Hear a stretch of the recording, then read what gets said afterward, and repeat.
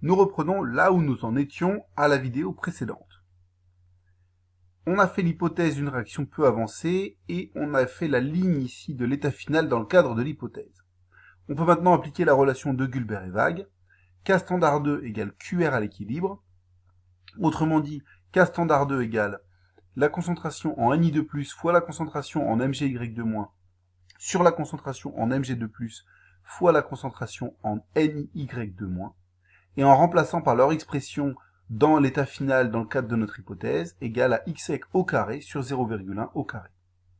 Il vient donc que xec égale 0,1 fois racine de K standard 2 égale 1,010-6 mol par litre. On a bien xec très petit devant 0,1 mol par litre, donc un résultat cohérent avec l'hypothèse effectuée, qui est vérifiée.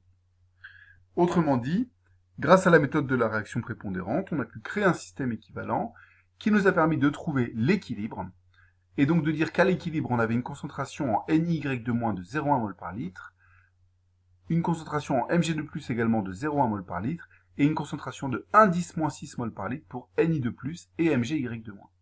Il nous reste une concentration qu'on n'a pas déterminée, c'est la concentration en Y4-, qui est demandée dans l'énoncé. Pour la déterminer, puisqu'on sait qu'on est à l'équilibre, on va pouvoir utiliser tout simplement les définitions des constantes Kd de dissociation, puisqu'on connaît dans ces constantes-là toutes les concentrations, sauf celle de Y4-. En effet, comme on connaît la concentration en Ni2+ et en Ny2+ à l'équilibre, on peut utiliser la loi de Gulbert et Waage pour calculer la concentration en Y4- avec la constante Kd. À l'équilibre, on sait que Kd, c'est concentration en Ni2+ fois concentration en Y4- sur concentration en Ny2-.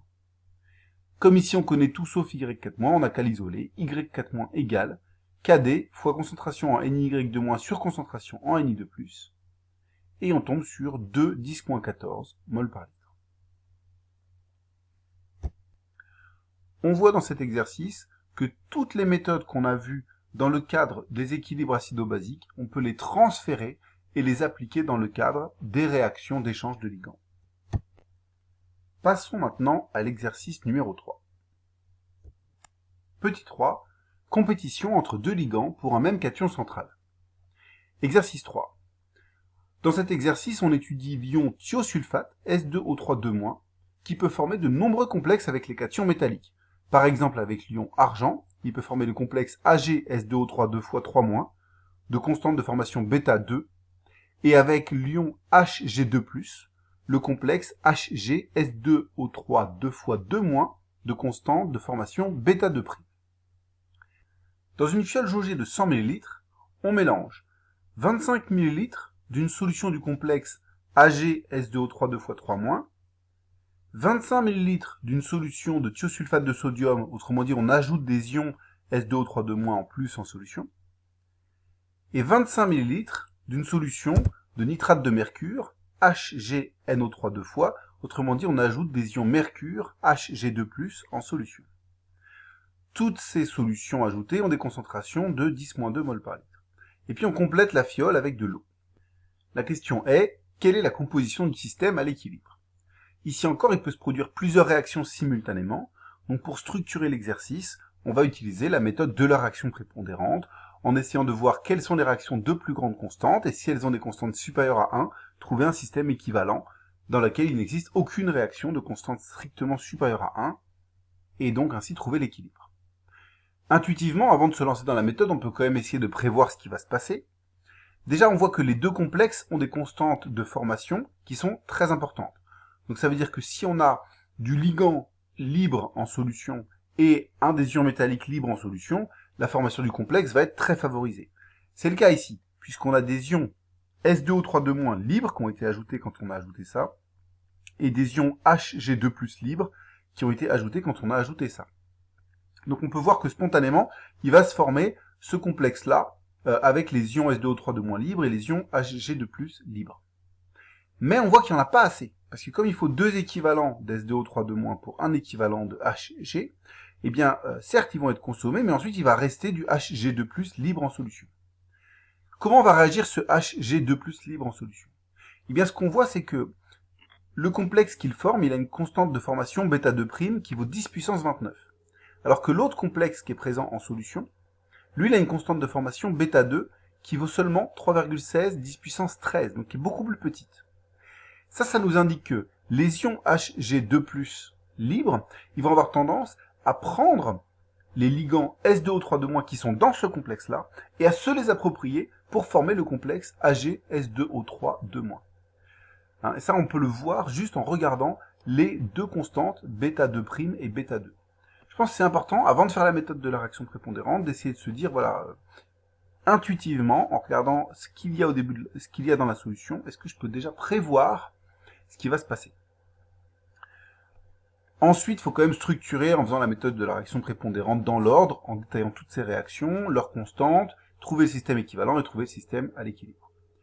Je vous laisse le faire, mettez pause sur la vidéo, je donne la solution dans quelques instants.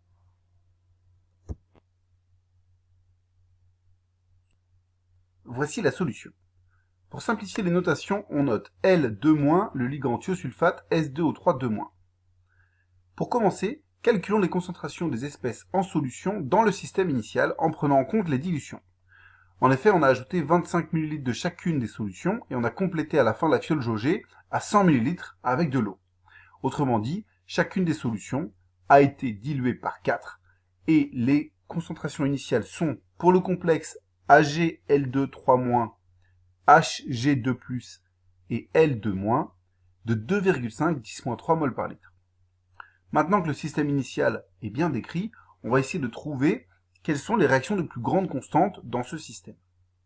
Alors une petite remarque, dans le cadre de cet exercice, ce sont des complexes qui ont deux ligands et il n'y a pas de dissociation successive présentée ici.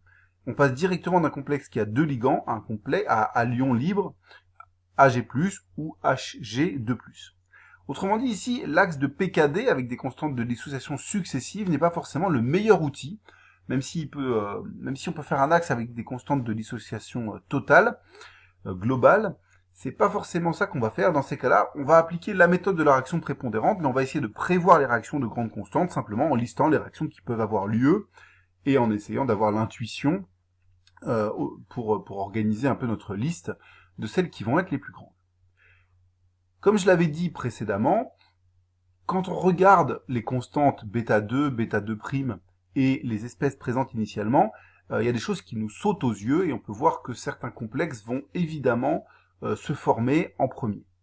En particulier, la réaction de formation du complexe HgL2- à partir de Hg2+, et de L2- libre, qui a une très grande constante bêta2' égale 10 puissance 29, on voit tout de suite que ce sera ça la réaction de plus grande constante et qu'il faudra la faire en premier pour faire avancer le système vers un système équivalent plus simple. Une fois qu'elle aura eu lieu, une deuxième réaction qui va avoir une grande constante, ce sera la réaction de formation de HgL2- par transfert de ligand de AgL2-3- vers Hg2+. Et cette réaction elle aura une constante bêta2' sur bêta2. Faisons donc ces deux réactions-là pour trouver un système équivalent simple. La première réaction quantitative, donc c'est la réaction de Hg2+ avec deux ligands L2- pour former ce complexe-là. Sa constante, c'est 10 puissance 29. À l'état initial, on a ces concentrations initiales-là pour chacun des deux ions.